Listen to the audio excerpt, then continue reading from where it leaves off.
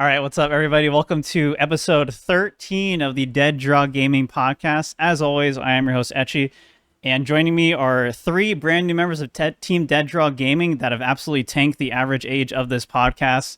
We got Caleb Rogerson, Benny Billinger, and Neil Erlandsson. So, Caleb, why don't you go ahead and introduce yourself first for those who have not been acquainted with you yet?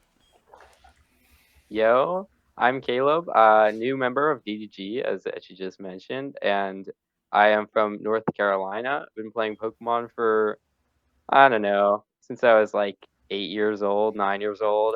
Only competitive for like maybe 3 or 4 seasons of that, but I've been getting more competitive over the years. And the last season for this upcoming Worlds, I finished in top 16 of North America. Also got second at a regional, looking to get first original someday, but we'll see.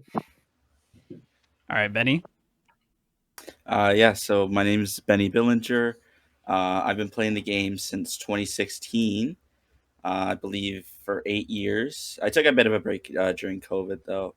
I've won 13 regionals across the juniors and seniors division. I've won 2 internationals and juniors as well. And I will be participating in my 7th Worlds Woo, this year. it's a lot of worlds. Neo, you're up. Yeah. Yeah, hi. I'm Neo Erlandsson. I'm from California. This was my first Masters season, and I got my invite. I also got top 8 at LA fairly recently. I've been playing for about 8 years as well. And yeah. All right. And again, between these three players, I guess between all four of us, we have a total of 15 Worlds invites. Ignore my zero. That doesn't count, but we can combine it. And we can count those as my accomplishments as well. But I figured these would be great competitors to have on for this podcast, not just because they're new members, but also because they know a lot of things about the game, can talk about a bunch of stuff going into this Worlds format, and kind of offer a different perspective given Benny is going into your last Worlds as a senior, right, Benny?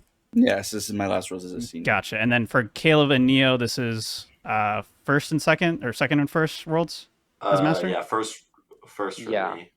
Got it. Okay, so My second as a master. got it. Cool. So yeah, we should get some pretty interesting perspectives here.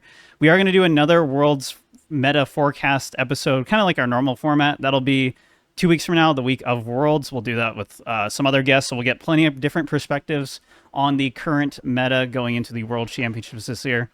I guess the first thing to talk about is the recent Japan prep tournament. I don't know what it's actually called, if it has a specific name for it in Japan, but there's a Japan tournament in basically the Shrouded Fable format and Worlds format, and very similar tournament structure where it was best of 3, 50 minutes, all the normal tournament rules applied there. So Tord Rekliv played in it, took place in Japan. A bunch of good players were in it, and I think the first thing to point out is that Lugia won. It's a deck that isn't like being super hyped going into Shrouded Fable, but kind of been picking up some steam lately. It's kind of weird to talk about it because it was obviously very played at NAIC and then did pretty badly in general in day two. And then a lot of people just kind of stopped playing it in general over the last like 2 months, but it seems like it might be a good play again. I know, Neo, you played, you were testing some Lugia when you were out here in Chicago. You mentioned it in the tabletop video that is now up on the Dead Draw Gaming channel, by the way. Check that out. You mentioned you've been testing it. What are your thoughts on Lugia going into this next format? I definitely think it's a lot better than it was going into NAIC because, like, going into NAIC was kind of like the deck that you had to beat. Ingardi with E-Hammer kind of just, like, destroyed it. But now that, like, a lot of Guardies are cutting Hammer and Regidrago is becoming a more popular deck, I'd say it's, like, a pretty decent pick for Worlds if you play, like, a more consistent build. I don't feel like I draw super well with the deck, but if someone does draw super well with the deck, I could see them doing super well with it at Worlds. I would expect like maybe 1 or 2 in top 8, but yeah. I think Lugia is fairly strong for this new format because of just the hype that Regidrago is seeing, and I think the matchup there is pretty favorable for Lugia. But I think in my personal testing, I found the deck still to be pretty inconsistent. So that's like one deterring factor for me of playing Lugia. But I think, like, in theory, if you draw well enough, then the deck has fairly good matchups. And I think some people should consider putting E-Hammer back in their maybe Gardevoir and Charizard decks if Lugia continues to see the play that it's I guess, hyped up to be from this tournament win. Yeah, I think the consistency angle of it is pretty interesting because I think that's usually when I tell people like, oh, you should totally play Lugia for Worlds because it just like rolls Regidrago, and if depending on how you build it, you can have like a good Charizard matchup. You can kind of tailor the list to have decent matchups in other areas depending on what you're worried about. But the answer I'm usually given is like, it's kind of inconsistent sometimes. It feels kind of high rolly and doesn't feel that great as a result.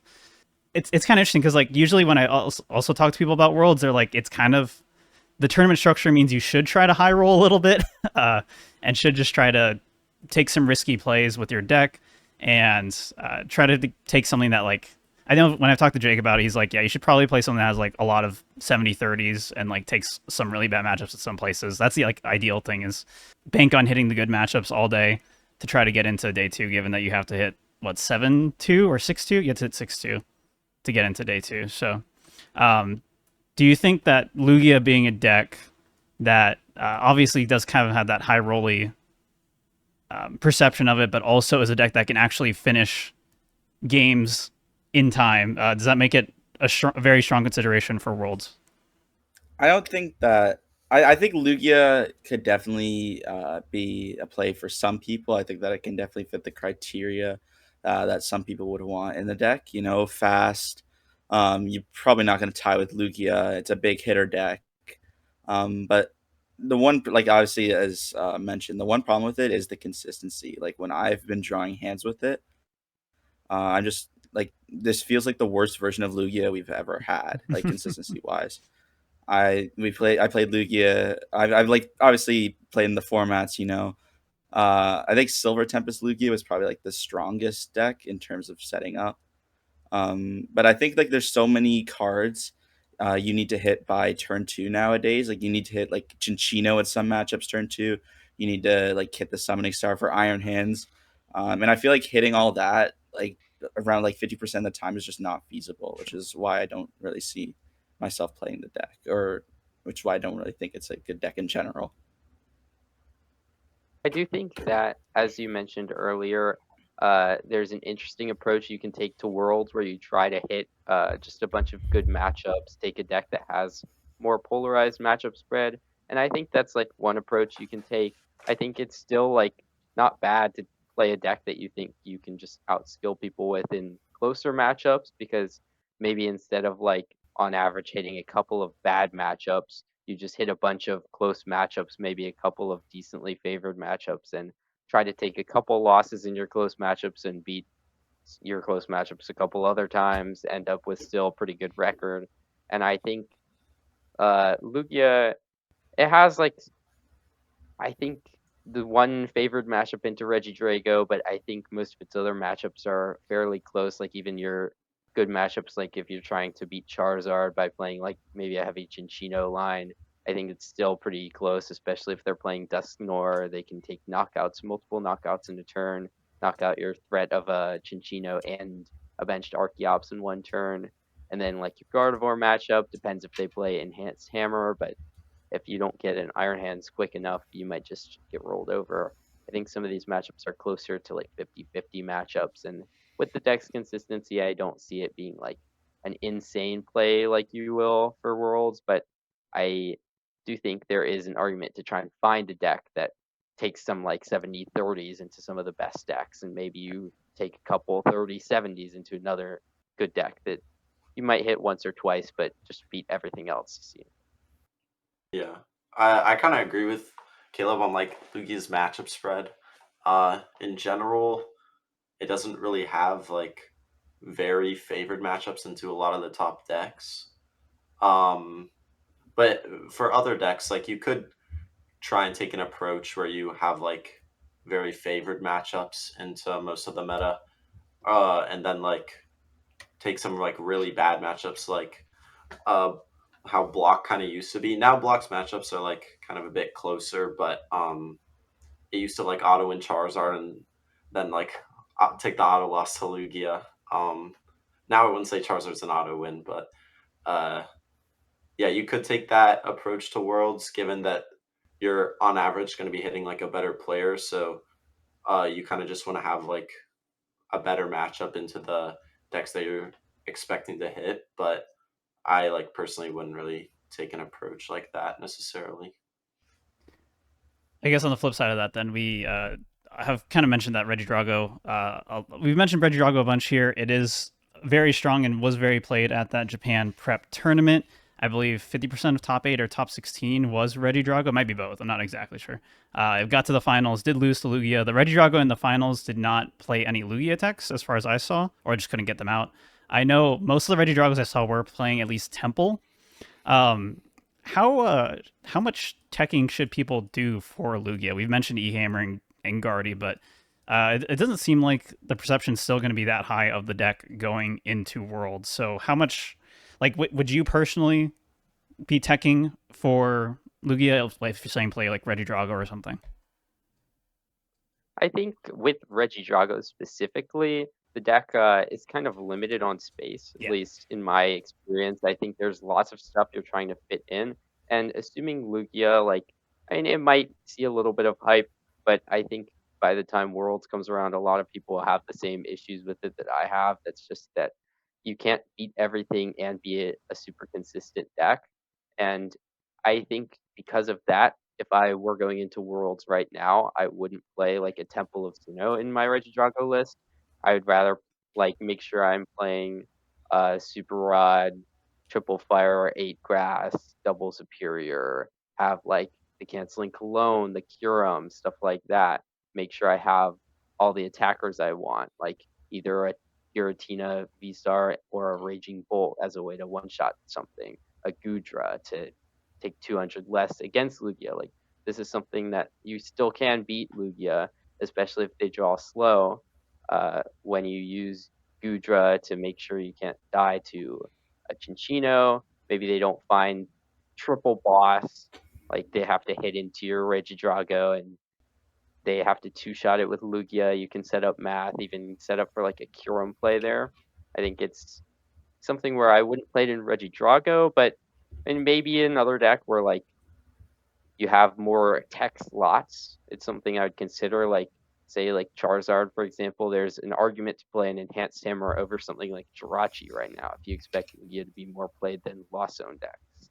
And I think that's like a fair assessment. But now I wouldn't go like out of my way to play a tech card for Lugia really. Yeah, neither would I. I think like Caleb said, I think if you're hurting your deck's consistency by teching for Lugia, which like realistically it's probably going to be like less than 10% of the meta, like way less than 10% probably. I just don't think it's really worth teching for a matchup like Lugia because like the tournament has so much variance and you need to take a loss to something. Like there's no perfect deck. So like making your deck more consistent, it's just probably like the better play going into Worlds for as a tournament. And I mean like if you're playing like a Sinnoh and Regidrago, that's a one of card. Like you still like you're gonna have to find it at the perfect time in order for it to like take like effect at the maximum potential. And yeah, you probably legacy started a research at turn 1 anyway. So yeah. Like if you're burning like all those resources just to find a Sinnoh, is it really worth it in the long run? Like you could probably just lose to like an Iono. Like I just don't think playing that tech slot is worth it. Yeah, no, I definitely agree. As for Regidrago, like I'd honestly rather just have my deck like be stronger overall. I guess if you're playing like a Temple, that's also like a stadium out, and it could have like some relevance into like Charizard if they play Mist Energy, but like I don't see Mist Energy being super popular in Charizard anyway. And I don't think it like I haven't really tested the Regidrago versus Lugia matchup like a ton, or at least not with like attack. But I don't like foresee it changing that much. Maybe it changes the matchup by like 5%, but I just don't really see it being worth it. Gotcha. Yeah, it seems like summary is if it makes sense to have the tech in your deck and it's something that is more reliable for you and makes sense, like the Zara to the Guardy with the E-Hammer, then sure, go for it. Otherwise, probably not worth it. I know Regidrago in general does seem like it's going to be a big factor going into the World Championships, picking up a lot of steam. Again, dominating this Japan prep tournament. And we can talk a little bit more about Regidrago later too. But I wanted to talk about BlockLax because it was a deck that did make top 8 of the tournament, and we have 2 Block fans in this call with Caleb and Benny, who both played it at the League Challenge that I was at like last week, and both matched into each other playing BlockLax. And I wanted to talk to you both about kind of BlockLax's place in the meta, because I saw, Benny, I saw you tweet that you were going to put the deck down. So I'm not sure if you felt like Yeah. you didn't have like, I'm not sure if you felt like it was going to be strong enough next format or not, because Zard has like Dusknoir and stuff now, which is kind of annoying. But yeah, what are your thoughts, Benny? I guess starting with you since you mentioned it first. Yeah, so my thoughts on BlockLax right now is that the deck takes too many close matchups for me to like really consider playing to Worlds. I do think that it's a pretty good play in the seniors division, but like it takes a close Regidrago matchup, and I think if the Charizard player knows what they're doing, it also takes a pretty close Charizard matchup depending on how many Cornerstone Ogre Pawns you run. And I feel like the deck, you need like a lot of text. Well, not a lot of text, but I think you definitely need some text for the deck to be like well positioned at Worlds and to the meta, which is probably why I think I'm gonna put the deck down and probably try something else for Worlds. But if like let's say like Thursday night, I'm just not feeling good about any of my decks, I could obviously just send BlockLax. I have a lot of experience with the deck. But as of right now, I don't really foresee myself playing the deck. I don't think it's very well positioned. I think that BlockLax takes like, as you were saying earlier about like the 70-30 kind of approach, you could try to build it in a way where you take some 70-30s, but I think, as Benny said, one of the biggest concerns is how close the Regidrago matchup can be, especially with Canceling Cologne being added to the deck for Kyurem, and most people playing either like a Switch, a Turo, a Penny, or like multiple of those guards, plus the Prime Catcher. They usually have enough ways to get through your Gust cards with BlockLax that I've found that matchup to be like below 50-50 if Regidrago plays at least one kind of switching or Pokemon pickup card. So I feel like if Regidrago stays this path of like being the hot deck for Worlds, maybe even like a top 3, maybe even top 2 most popular deck at Worlds, I think that kind of scares me off playing BlockLax. And as I kind of showcased in my video with Benny on the DDG channel, there is like a scare factor in the Guardy matchup too. Even if you play the fans, you can still lose that matchup. I think the deck is less well positioned than it once was, with this new set even coming out with Dusknoir being added to Charizard as a way to get through multiple Pokemon in one turn. I think there might be like a way you can build the deck that it becomes decent at Worlds, but for now I don't see it. Yeah, no, I kind of agree. I mean, if we're comparing it to NAIC, like uh, Lugia's going down in percentage, so that's definitely a plus. But Zard is like can definitely be close now with Dusknoir, like especially if they play like 2 Duskull, it can definitely get scary. I think if you play 2 Ogerpon, that matchup might be fun, but yeah, as Caleb said, the Guardy matchup is also definitely close, especially if you're at Worlds, like in Masters, you're going to be going up against people that have like tested that matchup as well. So um, you can't really count on your opponent misplaying at all, and the deck does take very close matchups. And if you just lose the first game, your opponent can just make it so that the best you can ever get out of that match is a tie. Um, so that's also kind of scary going into Worlds where ties are, I guess, somewhat less relevant compared to like another tournament. I do think something to mention is like it can be hard to fit in all these cards too with BlockLax. Like if you're trying to fit in the Fan, Cornerstone Ogerpon, Temple of Sinnoh, all these cards to try and beat the matchups you want to beat, you might not have a consistent deck anymore, and then you're more likely to lose the first game, and then a tie probably doesn't get you very far in the structure of the World Championships, where you have to go X2 to advance to day 2. Really quickly, Benny, you mentioned that it might actually be a good enough play for seniors for Worlds. Can you elaborate on why you think that is? So I think that you might see it a bit more in seniors. I've won a regional with BlockLax and seniors, so I'm speaking from the seniors perspective specifically. I found that like some of the players like don't really know how to play against it sometimes, or like I see them like just freeze like in the middle of the game because like they're stuck, and that there is a line, but like they just don't see it, which is something that you can obviously take advantage of, and that's why I think it's probably a better play in seniors, because the seniors might not be as adapted or like as well prepared against it as some of the masters might be. But I'm obviously going to count, if I were to play it, I'm obviously going to count on like all my opponents having tested the matchup Sure. before and knowing that they're proper lines. Yeah, especially at a World Championships, I guess. Kind of tangent on that for all of you, since you're all recent seniors. Slash Benny's going still to Worlds as a senior. Is do you think surprise factor is like stronger in seniors, especially like a World Championship versus Masters? So I think the surprise factor is I don't think the surprise factor is as relevant as it used to be with all the online tournaments and with social media being very prevalent nowadays. I think that the info is far more out there. So I don't really think that there's a lot of surprises anymore, like not as much as you would see like back in pre-COVID era. But I mean, the surprise factor still definitely exists in seniors. There's definitely still um, some decks, or like at least some text that you'd be shocked about. Like I saw a few people at NAIC playing Frostlass Monkey Dory, like some of the top seniors, and I'm like, it's a weird play, but they obviously like knew what they were doing. I think one of them got top 16. Like Sure. they put their preparations into the deck.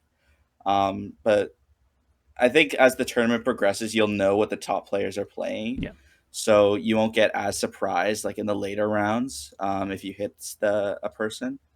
So to answer your question, really, I don't think the surprise factor is that big, but it's definitely bigger than it would be in Masters. Okay.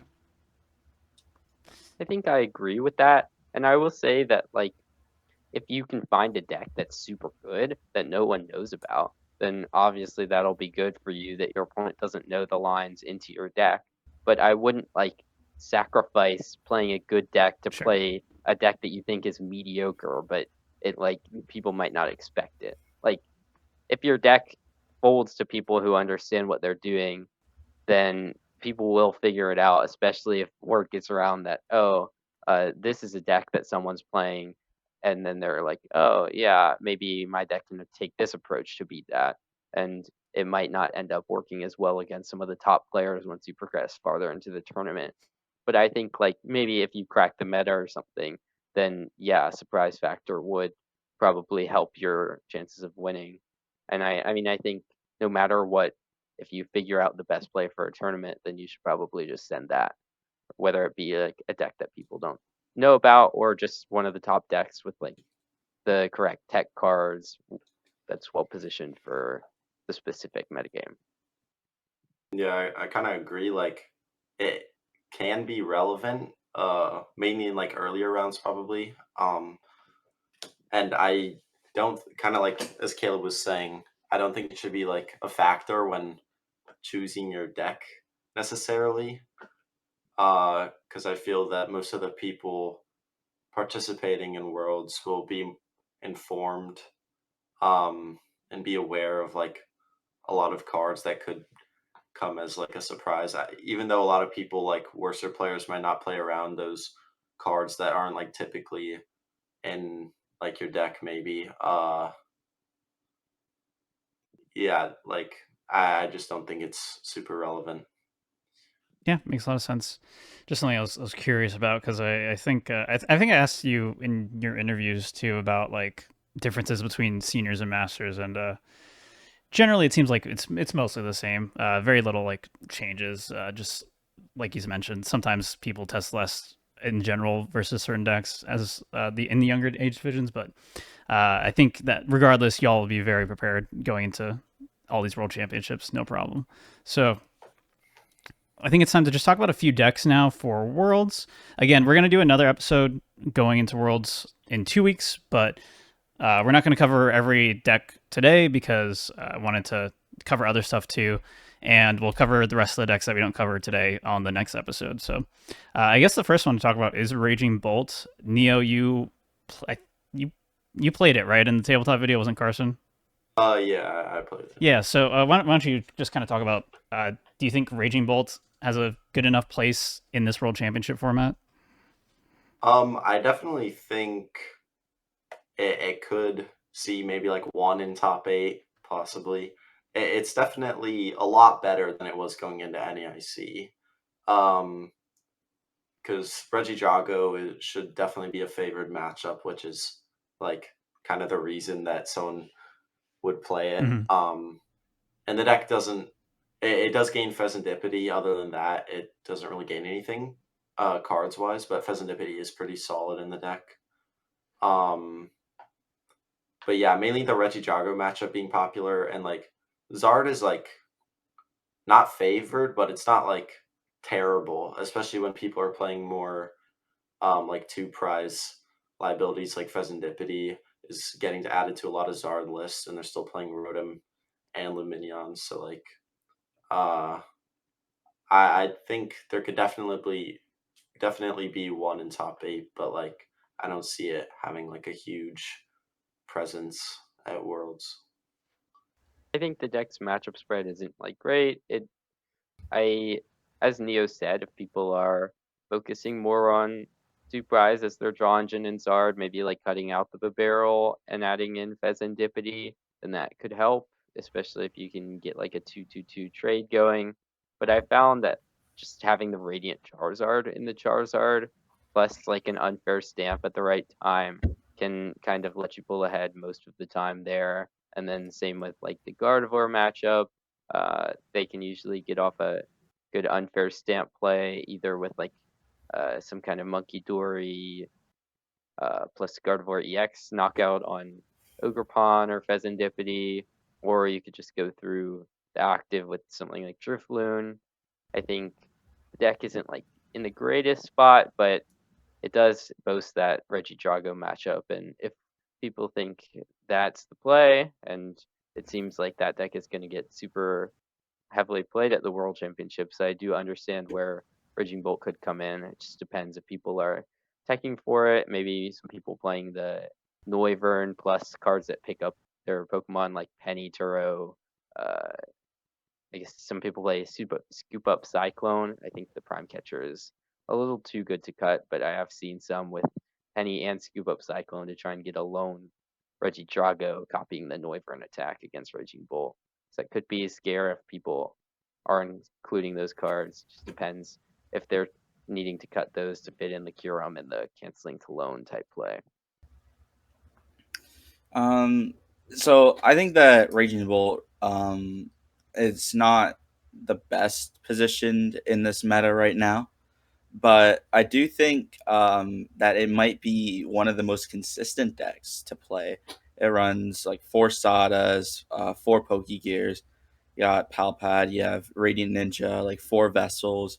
Like it's all around like just a solid deck, and it's a hard hitting deck too. So if you are fine taking like a bad Charizard matchup, because I don't really think that matchup's very good, but you think that you can beat like the rest of the decks like Drago. I think you can beat Guardy with the Lost Vacuum.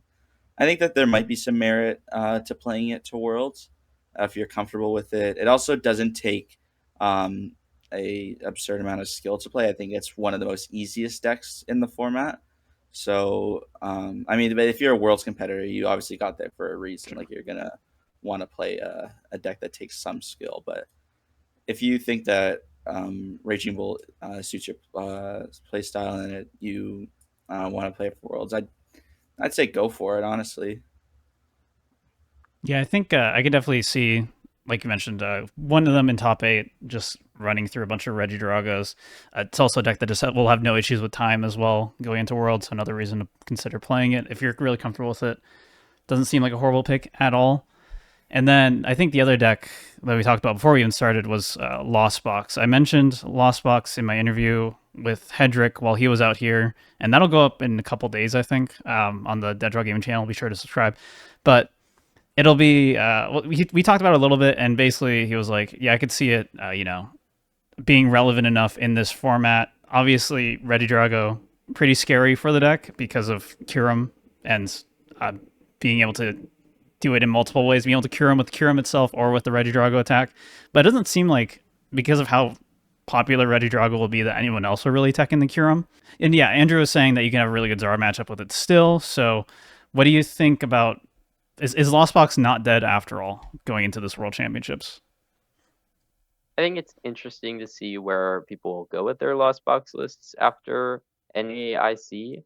And I think the Lost Box list for NAIC with just the straightforward Psychic, Lightning, Waters seemed pretty good for that tournament. Also had the Iron Thorns for an unexpectedly high Lugia percentage. And I think now, like, a lot of Zards aren't playing Jirachi. They're prioritizing cards like the Duskull Dusknor line, Fezendipiti, and maybe even prioritizing teching for something like Lugia, as I mentioned earlier. So that I do think is still going to be a pretty strong matchup.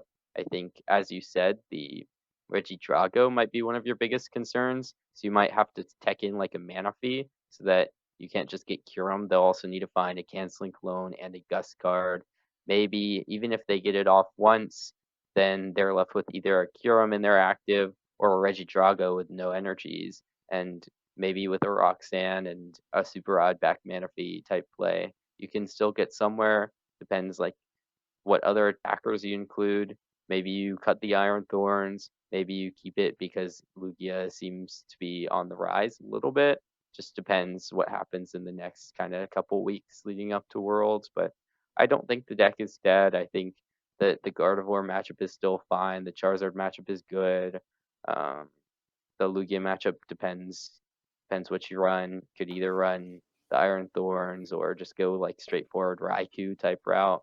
And then Regidrago is gonna be tough, but with mana fee, definitely doable. I honestly think the deck is probably pretty bad for Worlds. Or like you can't really play like Andrew's NAIC list or anything close to that. I think if you're gonna be if you're somehow gonna have a favored Regidrago matchup, you're gonna have to like change the whole deck completely. And I don't think taking like an unfavored Regidrago's matchup is a very good idea going into this Worlds.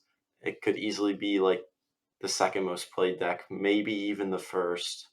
I mean, you can be Zard. I think Guardies, a lot of Guardies are still keeping Klefki. It does have some relevance in other matchups like Block and Regidrago. So that's also not great. That matchup's probably close to 50-50 if they play Klefki and Fluttermane.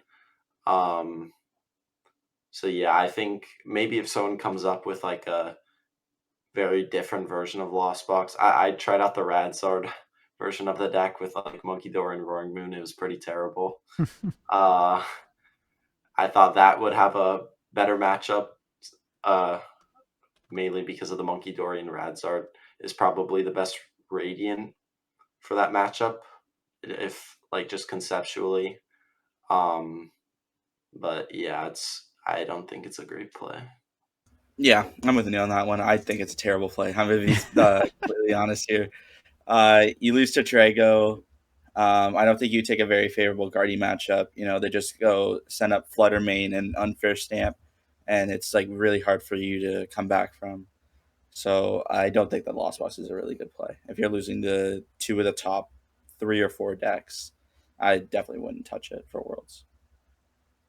Yeah, it might be in the end of Lost Box. Maybe someone will bring it and do decently. Who knows? But yeah, everyone I've talked to is pretty low on the deck at the moment. Because yeah, you can't make a Lost Box build that can even beat like two of the big three. If we're calling the big three Guardy, Zard, and Drago, it's basically impossible to make a Lost Box build that can handle two of those three well. So it seems not great, but we'll see. Maybe someone will cook something up. I think depending on the list, you can definitely deal with Gardevoir even if they have Klefki. Mhm. I've seen some running canceling Colones, but even just like a Raikou slow attaching early game, I think you should still be favored into the matchup if you conserve your resources well. But I think, like as they mentioned, the matchup is pretty sketch. Like Yeah. it's closer to 50-50 than it was before everyone started running Klefki. But I think that you can definitely beat Zard and Guardy decent amount of the time with Lost Box. All right. So if someone wants to do the big gamble of just dodge the maybe most popular deck in the room, then go for it. There you go. So I wanted to mention Control really quickly too, outside of BlockLax, because Neo did get top 8 with Pidgeot Control at LA Regionals this season. Neo, did you have any Control thoughts for this World Championships? Yeah, I mean, I really wanted to make it work like a while ago, like right after NAC. I thought that Control could definitely be a good play for Worlds. But then Regidrago just got so much popularity, and that deck is like very hard to beat using like control tactics, I guess you could say. So your best line against that is maybe playing like a Zard line and Radzard Defiance Band to beat that deck. But like even then, the matchup's not favored. And I personally don't want to take an unfavored Regidrago matchup for Worlds. So the deck's also just kind of fragile. And Zard can definitely be close if your list like is playing cards to beat Regidrago. I just don't think it's really that great, unfortunately. I was also testing Regidrago. I have a top 4 with it at Orlando, or not Regidrago, Control. I was testing Control after NASC as well. And the deck seemed very good on paper. It had like some very solid matchups.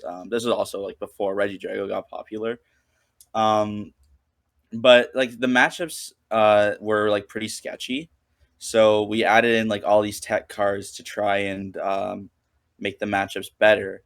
And by the time we had like all of our tech cards in the deck, I was struggling to get it to turn 1 Rotom. Like the deck, it needs so much like to go well for it to go far in the tournament, which is why I don't think it's a good play at all. I think the deck needs work. I think you need to first of all have a really good list, and then you also have to hit dodge like your worst matchups. And I think that Drago is also like really bad for the deck. Yeah, basically what Benny said. I also worked some on the deck with kind of the same testing group that worked on the Lost Box deck for NAIC. But I do think that like your Lugia matchup is sketch, your Raging Bolt matchup is sketch, your Regidrago matchup is sketch, and then all that while you're still having to tech multiple slots just to beat Gardevoir and Charizard. I think that maybe if someone finds like the perfect list, and maybe it's not even like a Pidgeot control deck anymore, maybe it's more of like something else that we don't even know about at this point, but I don't foresee that happening. I expect the deck to not be good enough to compete at Worlds, but if someone finds it, then maybe they can do it good with it.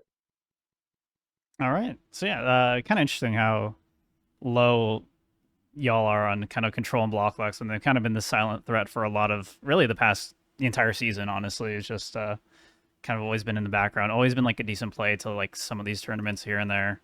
And yeah, it just doesn't seem like it's going to be great going into Worlds, at least the way we know them. So I guess, is there any other decks that we want to mention really quickly while I have y'all here before we go into more general stuff? And I guess just like Regidrago becoming Oh yeah, we the should big actually talk about thing. Regidrago, like I said. I think that it all comes down to this next few weeks leading up to Worlds, Mhm. but right now I think it's probably in the top 3 most popular decks for the tournament and could climb up even to the #1 slot if like people figure out that it's just the best thing out there. But it seems favored against Charizard. You have the Grass Ogerpon to hit weakness on Charizard, plus the early Dragon Bolt pressure. You also have stuff against Gardevoir with Kyurem, canceling Cologne away the mana fee and just wipe out all their Ralts early in the game, or as a finisher. I think like the deck seems strong. The only big problem I've had with the deck is that sometimes it can be hard to do all this. Sometimes you just don't get a Regidrago attack turn 2. So also sometimes you wasting your VSTAR power early in the game can be bad, and you just aren't able to attack without wasting your VSTAR power a lot of the time, and it ends up to you getting folded by something like unfair stamp or late game Iono. But I do think the deck's power level is super high, and I understand like why it took up so much of the top cut of that Japanese tournament, and I can see a bunch of people picking up for Worlds. Yeah, I think Regidrago is a very strong play. One thing that I do think that you need to be prepared for if you're going to play Regidrago is learn how to play the mirror, because there's a good chance that throughout day one you'll probably hit at least one, maybe 2 or 3 mirrors. So being prepped and learning how to play that matchup is important. But I mean, at the end of the day, mirrors are normally who draws better. So if you're willing to take that chance, then the deck's obviously good. So yeah, I think Drago's definitely a good play. I would probably I'm definitely considering playing it. So Yeah, kind of same here. It's definitely a consideration. It's super strong, favored into Gardy, favored into Charizard. But you do take some like unfavored matchups into the like lower percentage decks like Raging Bull and Lugia. BlockLax is like pretty close as well, but I'd say it's maybe close to 50-50. Yeah, it's kind of like the deck to beat this tournament though, so I think that's also something to note that a lot of people are gonna play decks that at least have a good chance against Regidrago. And about the Regidrago mirror, I do think it is important to know how to play the mirror. I think some worser players won't know a lot of like the lines in the mirror, or will take like more like straightforward lines to win. Because I mean, there's skill in like everything in a way. So I think that's also important to know if you're looking to play Drago. So we've been talking up Drago through a lot of this and talking about how a lot of other decks kind of relate to it. So I wanted to get everyone's predictions while I have y'all here. Even though the set's not out yet, we don't have like online tournaments yet. I wanted to get like a rough meta prediction, stuff like percentages of what you're thinking for things. I think it'll like, again, very hard to say. I'll do another prediction next episode too, since I will be here for that as well. But I would not be surprised to see like 20% Drago, 50% Zard, 12% Guardian, and then a bunch of 6% after that. That's where I'm thinking popularity is going to be. Just going off these Japan numbers on how much they love Regidrago and how well it did over there. Would not be surprised to see it in that number 1 slot. I don't know if 20% is really a good call, but I think it will be number 1 for sure. What about you, Caleb? I think that's interesting. Yeah, I think at the start, like right after NAIC, just kind of blank prediction, I just assumed that Zard would always stay at number 1 for this tournament because of people playing it with Dusknoir and adding maybe Fezendipiti. It just seems to have a favored Guardy matchup, which was the deck that had 6 top 8 slots at NAIC. But as time has progressed, I do think that Regidrago could overtake it. I think it will be either Zard or Regidrago in the 1 slot, the other one being second. And then, as you said, Guardy, I think, falls off a little bit just because neither of those matchups into the top 2 are super great. I think you can build it to try to beat either or both of those decks, but either way, you'll end up at best with like around a 50-50 into them. So I think Guardy will be around the 3rd slot, and then if anything, Lugia might be a little above 6%, but everything else probably 6% or less, as you mentioned. Lost Box, I don't see it seeing a lot of play, even though I think it's okay. Just because of the Regidrago being a big scare for it. Same with like decks like BlockLax, like Control, scared by Regidrago not being a great matchup. Maybe something pops up in the next week or so where people hop on the train of, oh, this deck beats Regidrago, and then it starts to pop up in popularity, but nothing like that I've seen so far. Yeah, I do think we could see that happen with Raging Bolt, like we talked about. It could be a really strong play for these early online tournaments for sure, since there will be so much hype behind Regidrago.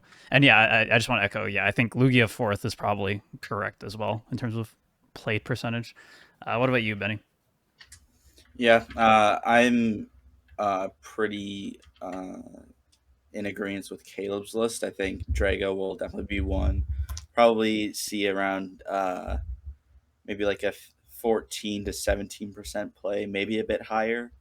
And then second, we probably have Charizard with around like 12, 13%. And then Guardy Lugia, and then probably Raging Bolt are going to be the third, fourth, and fifth. I think maybe BlockLax will be sixth. I'm not sure though, because I It's don't know pretty how high. many people. It is high, but like I have seen some people have success with it, and I know that there are some definitely ride or die BlockLax fans out there. So I'd probably see a bit of it. Maybe not as high as 6, but I think it'll either be a graphic up there or it'll be like one of the higher percentages of the other. And then you have decks like Lost Box. And I mean, I guess I'm blanking on a few others. Just fall into the other category, maybe Sure. like Arceus. So that's what I think is going to be the metagame. I'd probably say Drago number 1, maybe like 17 to 20, maybe slightly less. I thought like a week ago that Zard was still going to be number 1, but like I just keep seeing more like Regidrago stuff. And Zard does take an unfavored matchup, at least like standard Zard list, take an unfavored matchup to that. So I don't think Zard's going to be number 1 anymore. I do think it'll probably be second though, for sure. Maybe around like 15%.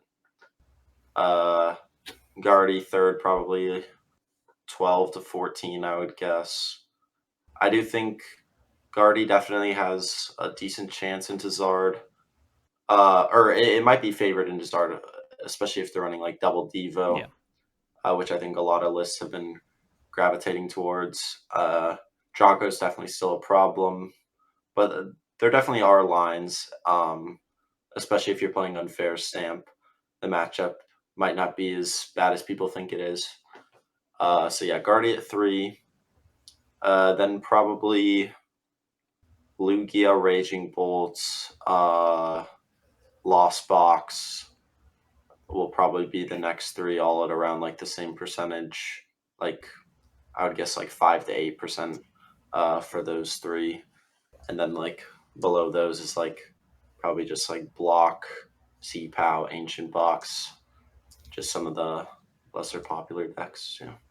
All right. Well, we've all kind of predicted basically the same thing. So if we're all wrong, Yeah. then we'll have to come back on the podcast and everyone can yell at us for it. Actually, I have one more. I can change my predictions. So I have one more chance, but Ooh. we're all very Next similar. time, put Regidrago at 30. 30. When's the last time we had a 30%? Maybe day 2. Maybe day 2. Oh, for Old last time we Lugia. probably had a 30% Lugia, deck was yeah. like Silver Tempest. Silver Lugia. Tempest Lugia. God, Yeah. those are like the first regional I went to was a Lost Origin regional. The next one I went to was Silver Tempest, and yeah, that was like pretty much right after, and it was like 30%, 35%. It went from like It was the awful. top deck being 15% to 30%. Yeah. It was definitely shocking as a new player to the game to see that, and then I hit 5 Lugias day 1 of that tournament. It was awesome. But did your deck beat Lugia or no? I actually played Lost Box Rayquaza. This was San Diego, 2023, but my list was not as good as like Pablo's list, because I think Pablo got top 8 with Lost Box Ray that tournament. Yeah. My list only played And Nick. 1 Amazing Rare Raikou, and I did a Drapion because I kept losing to Mew for some reason. So I was like, I'll put that in. But I only had the one lightning attacker, so I kept losing to. I lost like very close games to Lugia, but I was also terrible at the game back then, so that doesn't really matter. If I was like the same level I was now, it probably would have been fine still. But I finished like 4 and 5, I think. But It's not bad. it was okay. It was fine. When you have to face 5 Lugia. Yeah, it's not fun. Not a fan. Yeah, so I guess the last thing I wanted to cover then is just any kind of general thoughts on some of the new cards. I think the main thing, probably the biggest one to talk about, the one that has like the most impact broadly, is like Fezendipiti, because so many decks are just going to slap that in there now. I've been playing a lot of Fezendipiti and Lugia lately, and I've been liking it a lot. It just kind of fixes a lot of just like Stamp and Iono are suddenly less effective if I can have a Fezendipiti down at the same time, especially as like a gift on it. It's really hard to justify KOing it, and I just suddenly get up to like 6 cards after an Iono or Stamp. It's pretty nice. Also, the attack just being a snipe is pretty cool. We saw in the tabletop match between Neo and Carson where you technically had an out where you could just attach, you could like trap something and attach to Fezendipiti for 3 turns and try to snipe to get back into the game. So yeah, I guess kind of general thoughts on how Fezendipiti changes things going into this next format. The card's I think really the good. attack is interesting. Yeah, I don't think the attack will be as relevant as the ability. Yeah, yeah, no, like I think almost all decks that already have like 2 prize liabilities, like Luminion, or like Squawk ability, I don't know, just like cards that help you set up, should be probably playing Fezendipiti. I think it's probably solid in Drago, could be solid in Zard. That also could be solid in Lugia, like you mentioned. But yeah, it's just a really good card in general. It could be good in like a Lost Box deck if someone manages to find a way for Lost Box to beat Drago. It could definitely be good in that also. But yeah. What you mentioned earlier, playing in Lugia is interesting. I haven't seen that before, but I have had a point come up where I've wanted to use the attack with Charizard, where you lose onto it with the ability. So I can see that actually being relevant in Lugia once in a while. But yeah, I think it's definitely good in Zard. Can be played in Drago for sure. And I think it'll probably be the most universal card from the new set. Yeah. I also really like Dusknoir. Dusclops. Sometimes even just playing maybe like a 1/1 Dusclops line and something could be interesting, like Zard or Dragapult type deck, just to give them that extra prize. Activate Defiance Band plus Charizard plus 30 can be pretty good. Yeah. One of the cards from the new set that I really pay attention to is Night Stretcher. I think that being able to put a Pokemon from your discard into your hand is pretty strong, because sometimes if you have to like Super Rod right after you're going to have to Ultra Ball, it just removes that extra step and that extra card. So I could see that being played like maybe a 1 Super Rod and 1 Night Stretcher line potentially instead of some of us running 2 Super Rod. Yeah, in the Japan tournament, I think quite a few Regidragos were playing the Night Stretcher, and it worked out pretty nicely for a lot of time for them. I think Daichi was running 2 in his list. Yeah, Night Stretcher is a very good card. I think it will probably be like one of the staple trainers from the set. I also think that Xerosic is an interesting card, not even just for control decks. I think that you could probably see it as like maybe a comeback card in some decks if your opponent like has a huge hand, like in Lost Box, for instance. I think Xerosic also kills that deck. And I think that Xerosic is really good in BlockLax and Pidgeot Control. Sure. So I think it might see play in those decks. I'll definitely see play in those decks. Yeah. And it could just be like a universal card like Eerie was at the beginning of Temporal Forces format, where you could throw it in other decks like Arctina, and it could have some relevance there. I do think if Lost Box happens to pop back up in popularity for like someone finds a super good build for Worlds, and then maybe it were to pop up at Baltimore, then you could even see Xerosic and stuff like Charizard, Gardevoir. It's not that bad of a thing. Just like you draw a bunch of cards with Guardy, you can search cards with Pidgeot, with Charizard, and then you just like screw your opponent's whole turn if they have like a 10-card hand. Oh yeah, speaking of new cards, we didn't write this down because I just completely forgot this card's coming out. But the new Colress card's also coming out in the next set, the one that lets you get a Stadium card and an Energy card.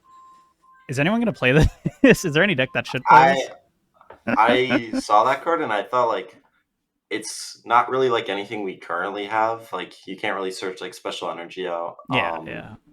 I mean we have like Energy Lotto, but that's can't like search out like Legacy Energy or something in like a deck that is not Lugia. I don't think it could be any good right now, but maybe in like a future deck. I guess it could see playing like a control deck maybe, but I highly doubt that as well. It also activates Kyurem, which isn't like a plus for most decks. Yeah, it's kind of weird. I don't think that aspect probably doesn't matter right now because I don't think anyone else is going to really be playing the Kyurem outside of Regidrago. Yeah. So it might that downside might not matter, but I guess it technically can depending on how metas in the future shake out. But yeah, I don't think it really has a place in any deck currently, but maybe in the future. I agree with Neo. I think the card. I think the card struggles right now mainly because of the lack of good stadiums. Like in the past, we've seen like some really strong stadiums like Path. Like back in pre-COVID, we had like Chaotic Swell, which were like both those stadiums were like really strong. And I feel like in this format, like we're struggling to see like some really strong stadiums. I think that it could maybe see playing like Guardy to grab like an Energy and an Artisan to help set up. But like aside from that, I don't think it's worth a supporter slot.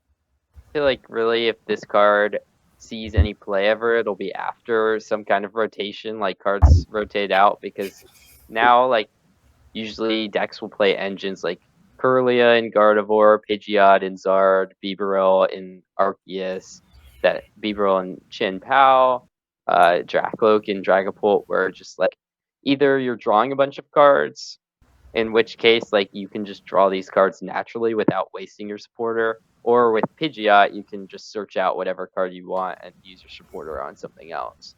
So I feel like this card is like probably not relevant for the foreseeable future, but I mean maybe if the format shifts to like a different type of engine and decks, then it could be a thing, I guess. Yeah, I was gonna say I think the only deck I can really think of like in the future of wanting to maybe play this would be like the Terrapagos stuff, where you can get that 8 Pokemon Stadium and like a double turbo with it. Sounds pretty decent. But then you can get Kyurem, I guess, if you play this. So I don't know. That seems scary when you are probably putting down a bunch of like weak Pokemon that will die to Kyurem. So I don't know. But I guess worth mentioning regardless. Maybe someone will throw it in and make day 2 with it. Who knows? But I think it's going to be it for this episode. We covered a bunch of Worlds stuff. Again, we're going to cover more Worlds on the next episode. Again, in 2 weeks, we'll cover all the other decks we didn't talk about. We'll kind of go over the big ones again once we have some online tournament data to go over. Caleb, any shout-outs you'd like to do? Where can people find you on Twitter, etc.? I mean, shout out to Team DDG for bringing me on. Shout out to yourself and my Twitter, my Twitter is Mimanch, Memanhc. I'm not going to go into the lore, but maybe on a future episode. Benny? Yeah, I'd like to shout out Dead Draw Gaming, obviously. Thank you for having me on. Shout out to my parents. Shout out to Zach. Shout out Barb. I can say the best part of y'all joining the team is like I am just farming so many Twitter likes from all y'all's parents. It's awesome. It's like all the posts I put up. It's great. Big fan. Shout out to them. And yeah, you can find my Twitter at Benny Billinger. Nothing fancy, just my name. And yeah, thank you for having me on. Hope to be on again soon. Neo? Yeah. Thank you for having me on the podcast. Yeah, shout out DDG. I don't got any other shout outs. My Twitter is Neo_Erlandsson. I'm not gonna spell my last name, but it's there. You can read it. Trying to find it. Oh yeah, never Figure mind. it out. Yeah. Yeah, be sure to follow them all and just follow their journey through this upcoming World Championships. Be sure to root for them. Happy to have them all on the team. There's no need to thank me for joining me on this podcast, but thank you all for being here. I really appreciate it. And again, yeah, we'll do one more episode in 2 weeks. We're going to go record a bonus episode now for the Patreon, covering over some other like world-related topics. There's a bunch of other topics on the Patreon that you can check out from previous podcast episodes. We always do these bonus episodes after them, just short little bonuses that you can check out if you're interested. Link for that will be in the description below, but definitely feel free to check that out and support us. Shout out to Cutter Tap, and we'll see you all in the next episode. Bye-bye.